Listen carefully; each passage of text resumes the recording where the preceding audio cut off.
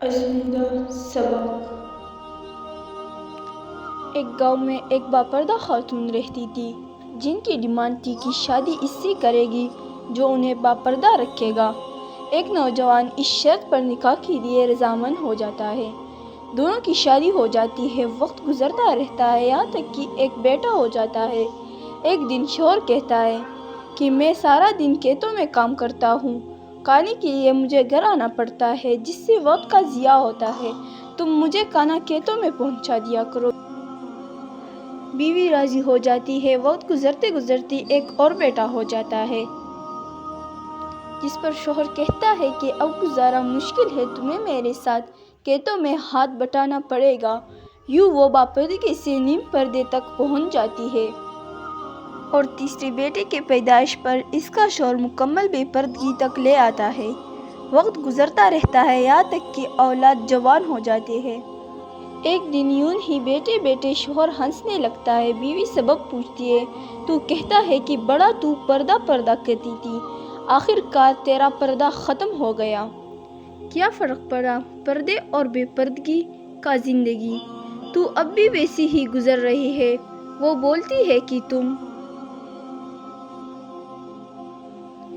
ساتھ والے کمرے میں چھپ جاؤ، میں تمہیں پردے اور بے پردگی کا فرق سمجھاتی ہوں۔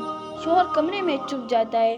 عورت اپنے بال بکھیرے رونا پیٹنا شروع کر دیتی ہے۔ پہلے بڑا بیٹا آتا ہے، رونے کا سبب پوچھتا ہے۔ کہتے ہیں تیرے باپ نے مارا ہے۔ بڑا بیٹا ماں کو سمجھاتا ہے کہ اگر مارا ہے تو کوئی بات نہیں، وہ آپ سے محبت بھی تو کرتے ہیں۔ وہ سمجھا بجھا کر چلا جاتا ہے۔ عورت پھر سے رونے کی ایکٹنگ کرتی ہے اور منجلے بیٹے کو بلا کر بتاتی ہے کہ تیرے باپ نے مجھے مارا۔ منجلا بیٹا کو غصہ آتا ہے، وہ باپ کو برا بھلا کہتے ہوئے ماں کو سمجھا بجھا کر چپ کروا کر چلا جاتا ہے۔ آخر کار عورت یہی ڈرامہ چھوٹے بیٹے کے سامنے کرتے ہے۔ چھوٹا بیٹا تو غصے سے آگ بگولا ہو جاتا ہے اور زور زور سے گالیاں بکتے ہوئے ڈنڈا اٹھاتا ہے اور کہتا ہے کہ ابھی باپ کی خبر لیتا ہوں۔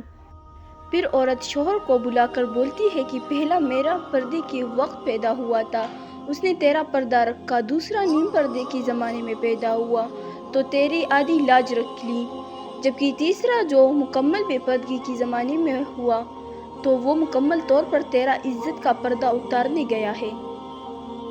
حاصل کلام۔ پردہ عورت کا فطری تقاضا ہے، خالق کی طرف سے قاعدہ بھی ہے۔